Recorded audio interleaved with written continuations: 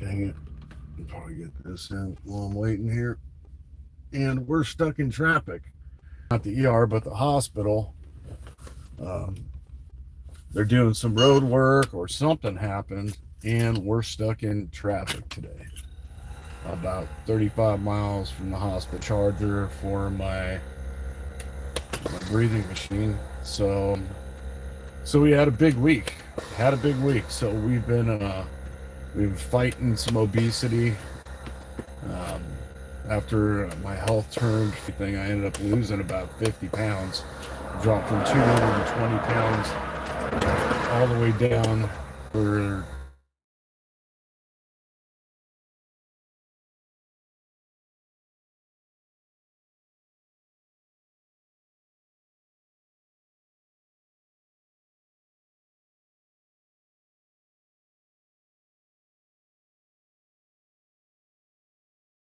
I was fighting labor and industry, and if they would have seen that my oxygen was down, then I should come back up over 88% oxygen saturation and have these protections in place. So as part of their gig, they are told what to do from the insurance company, labor and industry, and from there, whatever deal they make, if you're gonna taken care of or not, that's how it seems to be that they rock and roll.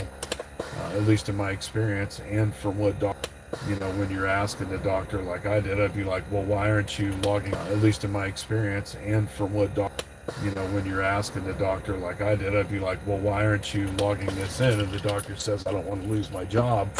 And this in, and the doctor says, I don't want to lose my job. Um, well, it seems to be that. And viewers, don't forget to like and subscribe if you're watching. I am flipping to you, and we're gonna head back home, get a couple things done, and then drive back down instead of waiting for 2.5. Big day where they're gonna run all the tests. Big day where they're gonna run all the tests, and they'll figure it out from there. And they'll figure it out from there. Um, hey, what's up, Mikey? Hopefully y'all's going well. Oh, it looks like we're actually moving. We've been sitting here for about 20 minutes, so not in my. Um, um, it's been better since I got the O2 machine that I'm on right now while I'm driving. This supplements my air, so I'm on portable oxygen concentrator. The problem is when I'm driving and my O2 drops, driving became a huge hazard. I actually had to pull myself off the road and just say, it became a huge hazard. I actually had to pull myself off the road and just say, you know what, it's not safe enough to drive. And it's like that with work now too. Unfortunately, having chronic hypoxia and a diastolic heart failure. And for me, that's a huge bummer because I used to travel all the time. Every other weekend, I was up in the woods. I was hiking, camping. I was up in the woods. I was hiking, camping, living a good life. So I mean, just imagine that you're on a breathing machine that lasts about 3 hours. You got to charge it. There's no power supply. It's not a small. About 3 months ago, I'm hoping that will change everything. I mean, it's already changed a lot. Hey, everybody. Since I've gotten on this thing, I've been able to take a few small road trips and actually do the driving. And when I'm driving, when my oxygen tanks, because it still tanks, this thing makes up the difference. So instead of dropping below 88, well, I've got this thing on, it only drops in the low 90. You're on heart medication, or you have heart medication, or you have diastolic heart failure, you know what I'm talking about. Diastolic heart failure, you know what I'm talking about. Before pains, it was hard to get around. I'd swell up to the point like where you can push your finger into my leg. 9 years old. So you can push your finger into my leg, and there just be these pits. They just want to throw me under the bus. And I mean that years and years of decades, typically before most people even use it. And I mean, for me, I never used it, working for 30 years. And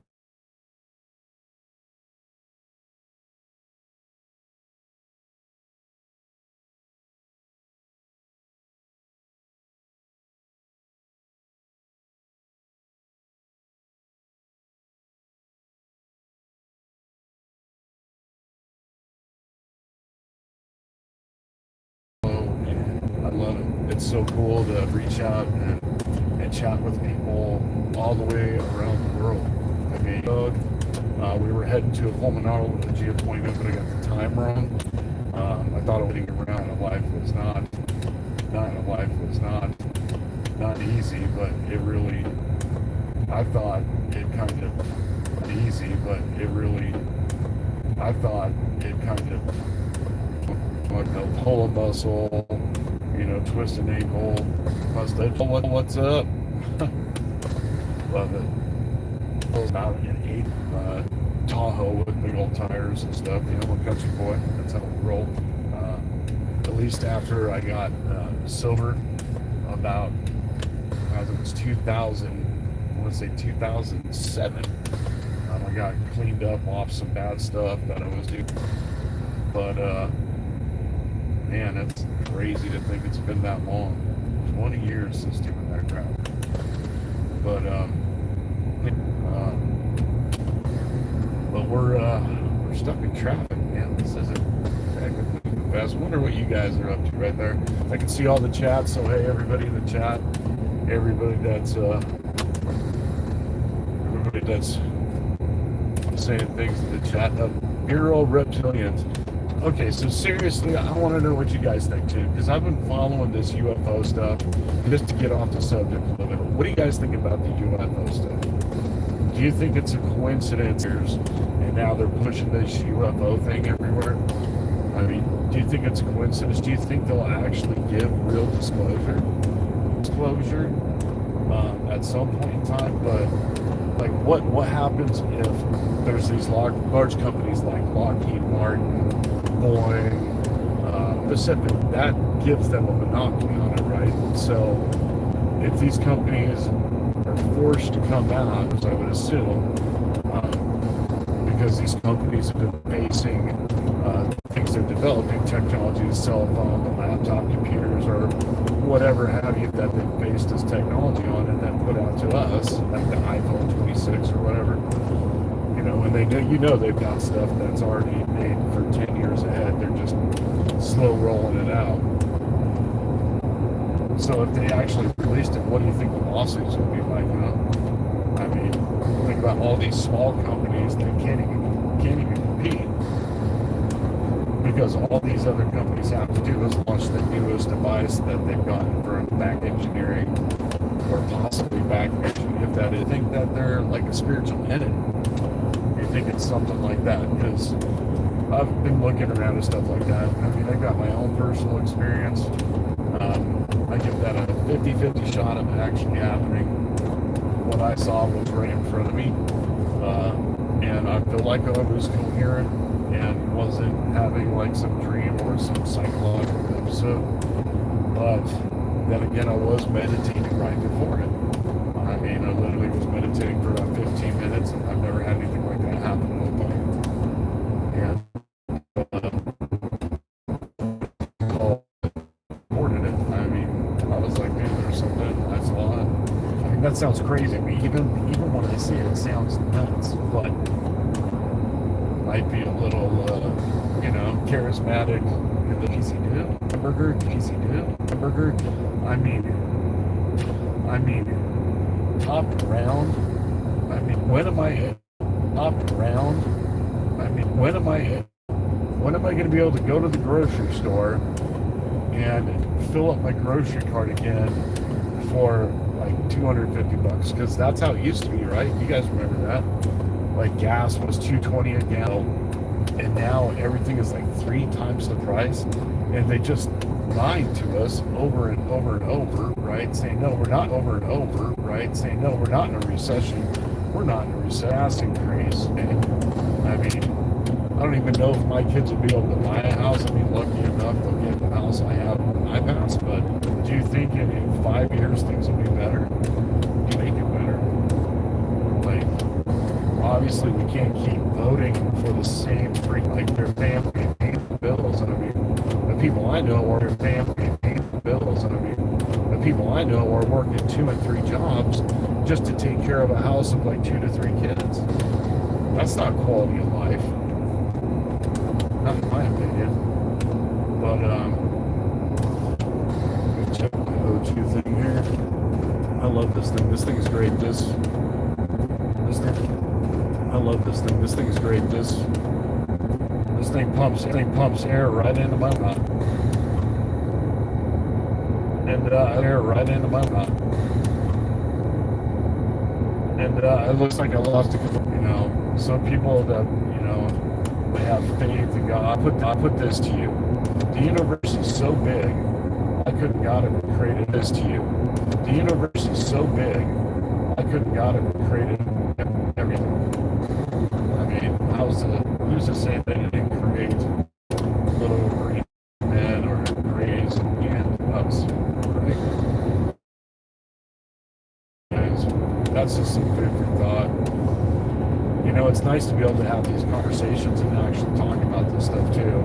I mean, if you've been on any sort of life support machine, I mean, if you've been on any sort of life support machine like this, like we're shoving oxygen into your lungs, because what it's like not to be on your oxygen or out of oxygen, you're getting your oxygen again. It's night and day. Having fairly clear thoughts, a little bit of energy, and a little bit more versatility on just decisions you make in life. Because without it, it sucks. Whenever I was stuck at home, couldn't do anything, only had my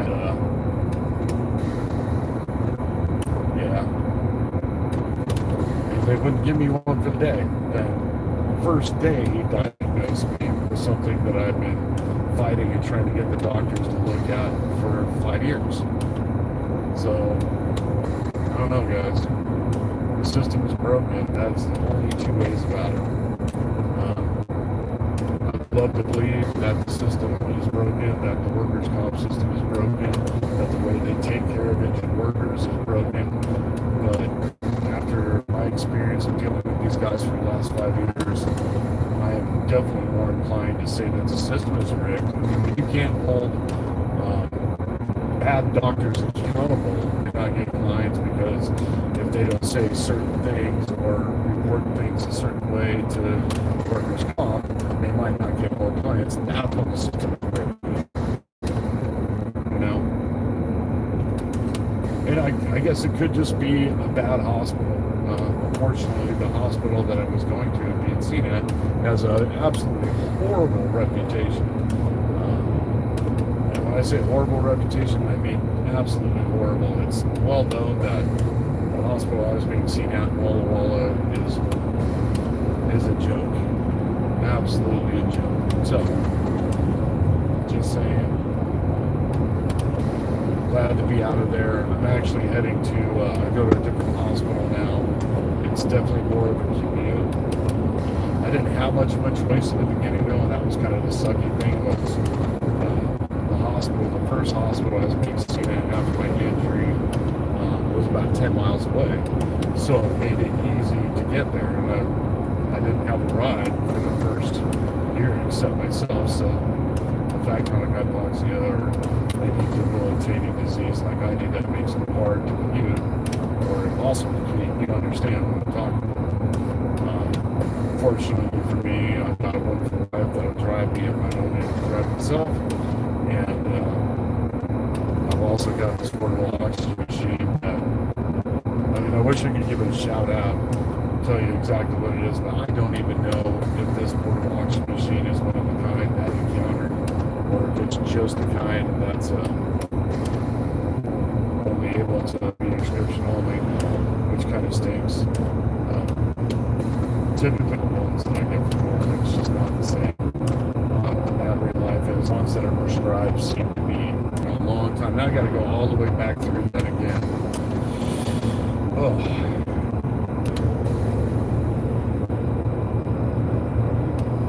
That kind of sucks. The chronic hypoxia is a headache, so the oxygen tank's real bad, a headache, like a stack of wood bed sheets or something like that. It really sucks. Of course, they wanted to fight me on that. Illinois wanted to fight me on that, so I'm literally sitting there like smelling rat piss, or refuses to write it down as, because it's just everywhere.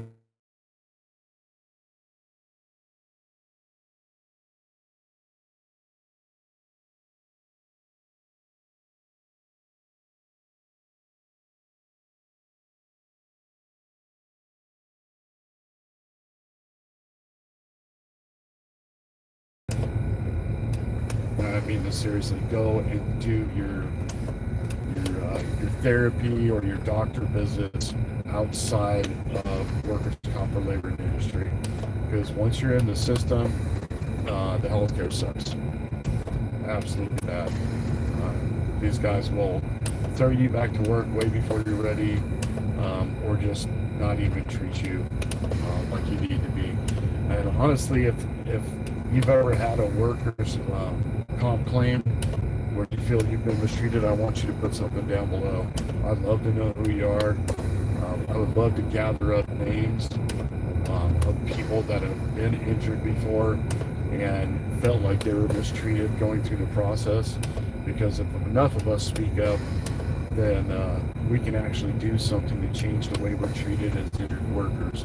And I can tell you what, I've been absolutely treated like crap as an injured worker. It's total BS. These doctors can't do whichever one it is. It's just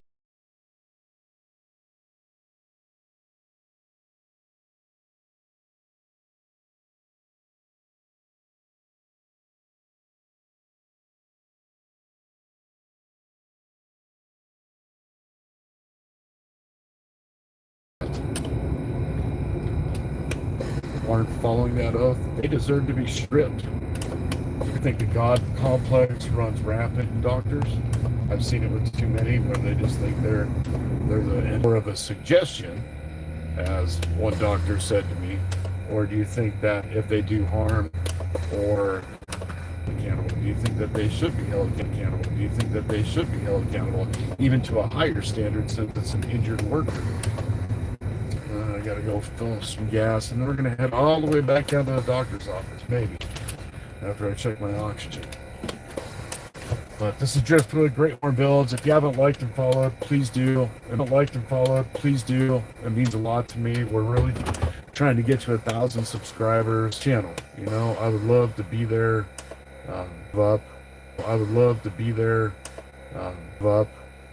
Please don't give up.